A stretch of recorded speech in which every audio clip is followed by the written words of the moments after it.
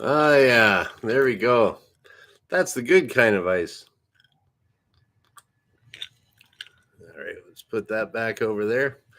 Welcome to the Superpilotish channel. My name is Graham Wilson, and today I'm going to be talking about airplane icing, not ice in your drink, in my fine water here. It's not vodka or gin. No, actually, it is water. I should do in that. What was I talking about? We're talking about icing in my basement. So, gonna be as usual. Yeah. I couldn't think of what I was gonna do, but today is the type of day where I am. And hey, Shecky, welcome to the show. Where I am, it's right around the humidity level and temperature that you could get some freezing rain. You can get some freezing mist. You can get kind of that stuff. It's not quite snow. It's not quite rain.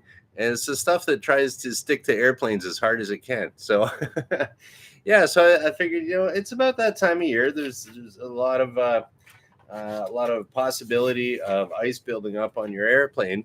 Now, I'm going to kind of talk about this strictly from more or less like what I know. I know little airplanes without any de-icing boots or any anti-icing capability. There's no bleed air to keep everything nice and warm on a Cessna. But I'll talk about what I can tell you. And so we'll start off with a little story about a guy named Steve. Well, we're just going to call him Steve because, well, the guy's name is Steve and he told me the story. So, anyways, yeah, so we were flying around one time and the weather was a little dodgy. Seems like it was always a little dodgy when he and I were flying around, but we managed to keep things legal and safe. He's an instructor now, actually. So, Steve was telling me this story about how he used to fly a lot for business and he borrowed his friend's, I think it was a Piper Dakota, and he was flying. I forget where he was flying back from. I want to say it was in North Carolina or West Virginia or somewhere in the states. And his airplane, he was flying VFR, which means like he can't fly in the cloud. And he figured, okay, I'll just fly back home to Canada. And he started picking up a little bit of ice on the wing, and then it got worse, and then it got worse fast because ice can build up pretty quickly on an airplane if it's heavy. So he was a good pilot, and just he was taking. I think he said he was on flight following, and he just told the controller, "It's like, nope, I'm landing." So he got his GPS direct to nearest airport, went down there, and he said that he was picking up a little bit of ice, then it got quick, and then at full power, he couldn't maintain altitude anymore. So at this point, it's pretty much an emergency. But he could see an airport, and he got down to it, and he said that by the time he was on approach to land, he was descending at 500 feet per minute with full power, and that's not too great. So, anyways, when he landed at the airport, as soon as he cut the power a little bit, it just boom slammed right on the runway. The airplane was fine, but he spent like, I think he said he spent like 2 or 3 nights in a hotel after that because the weather is so bad he couldn't fly. And he's like, during those 2 days in his hotel room, he's thinking, I'm getting my instructor or my instrument rating. So he came back, got his instrument rating, and there we go. So Travis, hey, how you doing, neighbor? Travis is my neighbor. He's in the chat, and yeah, what are we talking about today? We're talking about ice building up on airplanes. So you missed a little story, but we'll keep going here. So, okay, so yeah, so there's a couple types of ice that we talk about in aviation, and one is called rime ice. It's little tiny water droplets that'll kind of yeah, I guess you can kind of think of them as like little ice cubes. And then, but when they go to the plane, they kind of stick together. Little, not really microscopic. You can see them, but tiny, almost like a mist. Freezing mist would get you that. Rime ice, and then there's clear ice, which you get from freezing rain.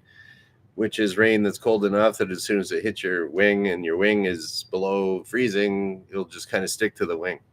And okay, and then so for people that aren't pilots, you probably, if you're flying on some airplane, maybe you're going to go down to Florida for March break or spring break, or you're flying anywhere. Those bigger jets are way more prepared to handle this kind of stuff than the little airplanes I'm talking about. So I'll have a little bit more to say about that later.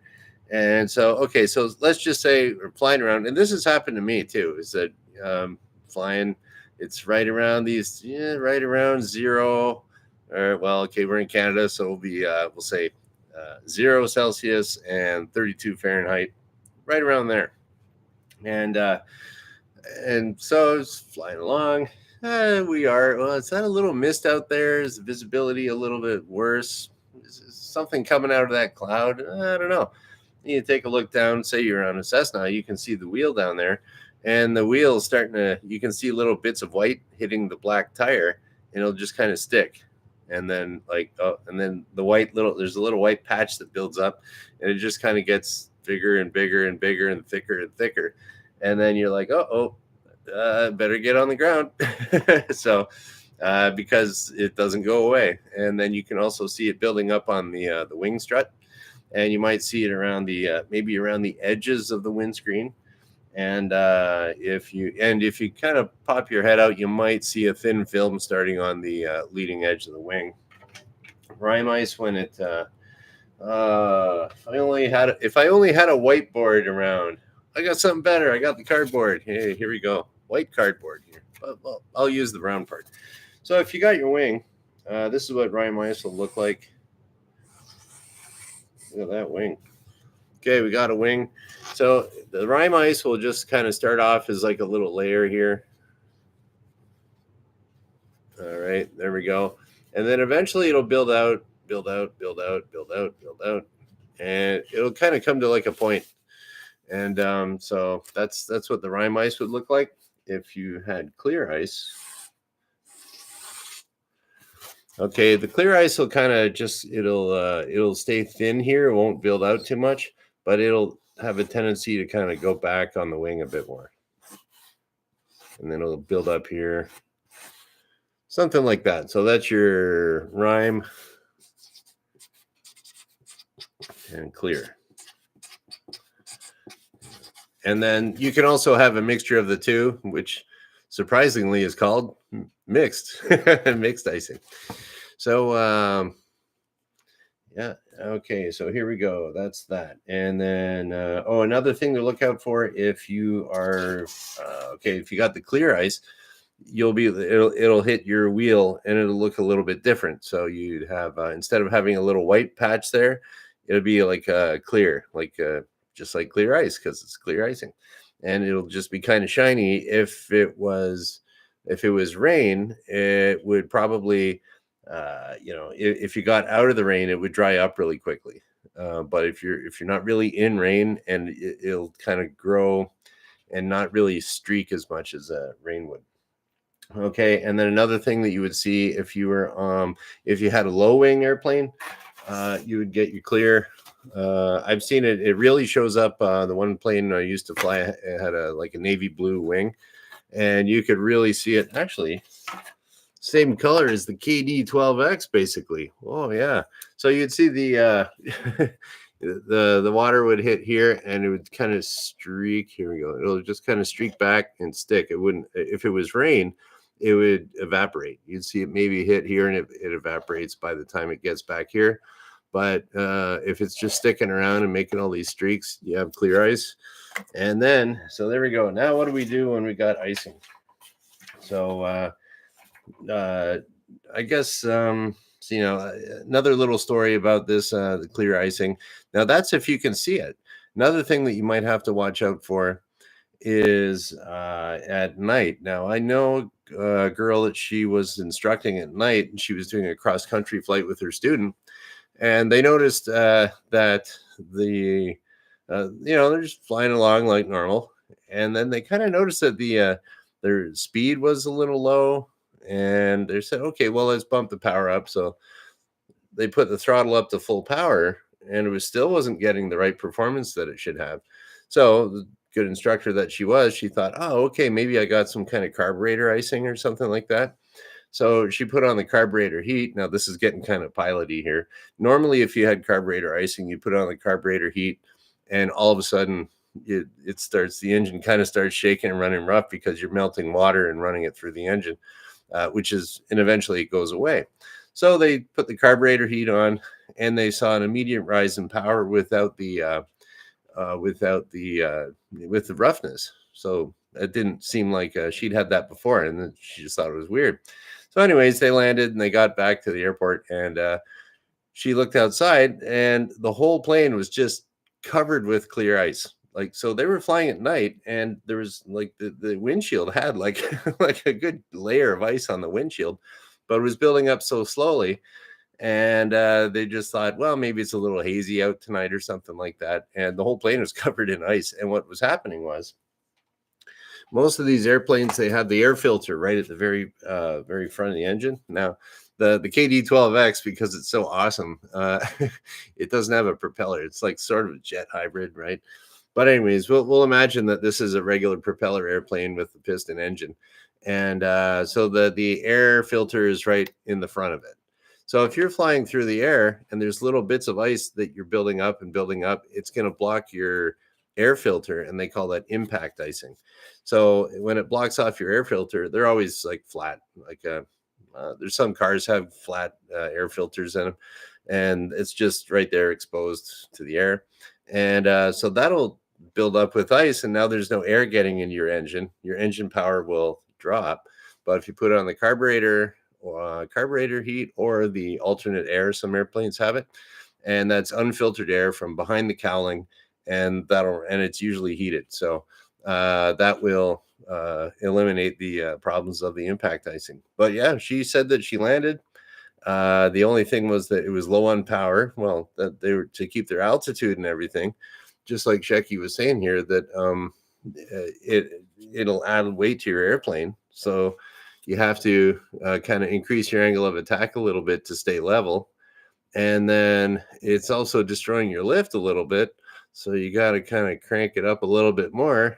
And now you're not getting the speed because you got induced drag, and we're getting all piloty here now. But yeah, basically, everything gets worse. Okay, so that's, if you're starting to see any type of icing on the airplane, you have to anticipate that things are going to get worse, because nothing gets better. So anyways, so ideally what you do, and here we go, just because we're talking about scary stuff, I'll tell you, if you're a passenger and you don't know this, here's a little story. When I was at the Windsor airport here a few years ago, what was it, maybe 5-6 years ago, there was a Chinese company that came, and they were trying to certify one of their jets over here in Canada to be flown. And I think there's some kind of a agreement between the United States and Canada. If you get certified, if your plane gets certified for flying in ice conditions in Canada, it applies over to the United States and vice versa. So they were at the Windsor airport, and they brought over, what this company did was they bought all the tooling and everything for a McDonnell Douglas DC-9. So they didn't make DC-9s anymore, and the Chinese said, yeah, we'll buy all that stuff off you, all the jigs and everything to make the fuselage and the tail. And so because the Chinese aren't really the greatest at R&D, but they are good at ripping off and duplicating, is that they so they built the fuselage of this DC-9 or MD-80, kind of looks about the same. And they said, well, we need a wing. Let's get a more efficient wing. So they got a wing from Boeing. So they stuck a Boeing wing on this old McDonnell Douglas plane. They swapped out the engines for some Rolls-Royce engines. They got Embraer landing gear. And they just kind of took all these different airplane parts together and stuck them together, and there's their Chinese jet. So they had to get it certified. And I didn't know it until I was talking to some of the engineers that were working on that, and one of the mechanics locally that was helping them out. And so in order for an airliner to get certified to be flying in icing conditions, in North America is they have to be able to fly around with 6 inches of ice off the leading edge of the wing within a certain performance parameter. So it's basically you got to be able to stay up in the air with 6 inches of ice. That's a lot of ice on a big fat wing, you know. And so they have all kinds of ways of proving that. They had cameras pointed at the leading edge of the wing. They had all kinds of temperature probes and stuff on the plane, and they eventually got it all certified. They found a big patch of over Lake Superior. I guess there was some I guess the meteorological conditions were right for building up ice, and they went up and they flew around Lake Superior, built up 6 inches of ice, documented it, came back to Windsor, and then they were gone. So after that, and I think they don't fly those. I haven't seen any flying in North America, and I forget the name of it, but it's the the Chinese knockoff of DC-9. Anyway, so if you see any type of little ice, or maybe it's just a little bit on the leading edge of the wing for if you're on a jet, don't worry about it. It can handle 6 inches of ice on the wing, and then it's but I mean that won't happen unless there's some sort of failure in their systems, because usually they just melt it off. Okay, so what do we do if we run into ice? Okay. And this is something that any instructor will tell you, but I'll just remind you, is that number one, you want to get away from the conditions that created that ice in the first place. Usually if you run into it, you'll have, it'll be like, here's just one cloud and you can kind of see it. And you're like, is that rain or is that not? Like ideally maybe go around it, but might not be too bad. And then you might get closer.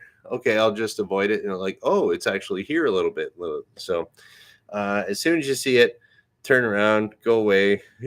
Like any place that I've ever taught at, they always had the policy. It was like, as soon as you encounter any type of icing, immediately back to the airport, period. That's it. Turn around and go back to the airport.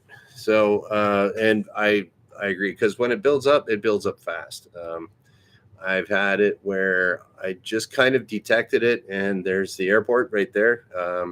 Just coming into the control zone. So the airport would be 6 miles away, 3 minutes about. Yeah, so probably about, okay, I'm 3 minutes to the airport. And from detecting it to landing in 3 minutes, I built up probably about a good 1/4 inch of ice on the leading edge of the wing. And that's in 3 minutes. So if you're half an hour, you're in big trouble. So, but I mean, it was there, and then I landed and I'm like, ooh, that doesn't look good. Okay, flying's canceled for the day. And yeah, so ideally you turn around and get out of it, or if your airport's right there, go land. And okay, another thing, like I mentioned before, what that other instructor did was she turned on the carburetor heat. So as soon as here's some ice, now you can anticipate, okay, we're going to get that impact icing. We're going to get a power drop. So carburetor heat on right away, or alternate air if you have that. Get to a lower altitude, because if you remember from your, maybe people don't know it, but for every 1,000 of feet that you go up in the air, the temperature drops roughly, generally about 2 degrees Celsius. So if you're at 4,000 feet, okay, and it's right at freezing. So I'm picking up some ice. So we'll say it's 0 Celsius. Okay, and then you drop down 1,000 feet. Okay, now it's 2 degrees. Another 1,000 feet. So now you're 2,000 feet down, and you're at 4 degrees. Everything melts off. Go on your way. But still, if you ran into the ice, turn around, back to the airport. But if you drop down the altitude, it could be just because this stuff, it'll pick up right at the edge of freezing. So if you have the altitude that you're picking it up at, you can go down and then it'll melt off. And away you go. Another thing that you might, and then the last thing you have to do if you encounter ice is tell somebody. So, okay, you had this, you might be having a problem. And that's when I was sort of picking it up and I went back to the airport, I told the air traffic controller, it's like, okay, I'm starting to pick up, and they like to know what type it is. So I said, I'm picking up some light rime, ice, or light clear, or severe clear is not good. But whatever it is, because if you and then you got to tell somebody as soon as practicable. Now, here's another thing that they like to say in aviation talk: it's practicable. What's practicable? It means as soon as possible. I guess we'd say as soon as safely possible. So as soon as possible is like regarding everything disregard. I'm doing this as soon as possible. As soon as practicable, it means do what you got to do, and then as soon as you can safely do it, uh, okay, and then talk to the control tower. So the safest thing you do is like, okay, I'm flying the airplane first. Okay, we're going to drop some altitude. We're doing this. We're checking things. We're getting the carburetor heat on, and then I'll talk to the maybe I'll check out, am I losing power here? What's going on? Am I picking up more, or am I picking up less? Okay, now I'll talk to the control tower. Hey, control tower, I'm coming back to the airport because I'm picking up some light rime at 3,000 feet. Cool. Now they because of that icing, and yep, you got it, Checky. Drop down, turn on the carb heat, and call tower. So and then once the control tower knows that, they'll put out a PIREP is what they call it. So pilot reporting and they'll say that, okay, light rime detected 10 miles southwest of Windsor at 3,000 feet, something like that. So that goes out, and then so anyone that's planning, even airliners and stuff, they'll get that and be like, oh, we have a pilot report of there's icing in the area. Okay, forget it. Or is it light? Is it limited? Okay, light icing. Yeah, you got your big airliner. Yeah, we can make that. Little airplanes like us. What? Okay, cancel the flight. Time to go home and chillax a bit. So, anyways, okay, so that's about it. Okay, it's that time of year, so watch out there. And I don't really see any big questions here. What have we got here? Shecky, let's see what Shecky says about a 777 Amsterdam once had to spray that antifreeze all over the wings before takeoff. I'm sure that happens often. Yep. So what can happen now? I was talking about ice building up while you're flying along, but what they do also, what Shecky's talking about, is that okay? Let me see here. Okay, so here you are. You're just sitting on the taxiway, and now a lot of times you're waiting to go, and there might be like some of that. It's right around freezing. Amsterdam, it's right close to the ocean, and you might have some mist or something. So yeah, they'll spray it down with a type of de-icing fluid. And usually that stuff is designed to blow off. Like it's kind of like a glycol. I think I mentioned that in some other episode, and it'll keep it from. So if there's any mist or anything going on there, it's like an antifreeze basically in your car, and it won't stick. Then as soon as you take off, it blows off at about 100 knots, and up you go. You're all good, and then you can turn on your leading edge de-icing, and you're nice and safe. So there we go. That's what happened, Checky. And you got a new laptop, Travis. I could give you a hand with that if you need it. And yeah, that's about it. So today is Friday. Cool. So it's time to start the weekend with some water. Or maybe I'll have a couple beers with Travis over there. I don't know. Tasty water. Yeah, so Friday. So I'll be back on Monday because I do this Monday, Wednesday, Friday at noon Eastern. And yeah, we're going to shut her down. So thank you for watching. Bye. Have a great weekend.